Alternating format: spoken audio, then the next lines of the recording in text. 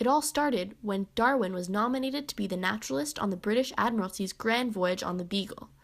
The HMS Beagle was a 90-feet survey ship that would take them on what turned out to be a 5-year voyage circumnavigating the globe, starting from England and crossing the Atlantic, Pacific, and Indian Oceans, and stopping at 4 of the 7 continents. Naturalist, Darwin's job was to observe and collect specimens of plants, animals, rocks, and fossils. During the long voyage, Darwin made many observations that helped him form his theory of evolution. For one, he visited tropical rainforests and other new habitats where he saw many plants and animals he had never seen before, which gave him insight into the great diversity of life. Later on in the journey, when the Beagle was surveying the coast of Chile, Darwin experienced an earthquake, which resulted in the ocean floor being lifted high above sea level. He also found rocks containing fossil seashells in mountains high above sea level, and Darwin concluded that these observations suggested that continents and oceans changed dramatically over time. Then came his famous exploration of the Galapagos Islands. He only spent 5 weeks on the Galapagos and only visited 4 of the 16 small islands, yet it was where Darwin's theory really started to come together through the numerous differences between the animals, flora, and fauna on each of the islands.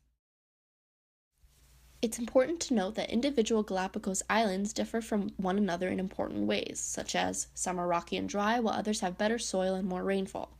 Darwin noticed that the plants and animals on the different islands also differed. For example, the giant tortoises on one island had saddle-shaped shells, while those on another island had dome-shaped shells. Essentially, you could distinguish which tortoise came from which island just by looking at its shell. This started Darwin's thinking about the origin of species. He wondered how each island came to have its own type of tortoise. When he arrived home in 1836, Darwin immediately began to research and piece his ideas together.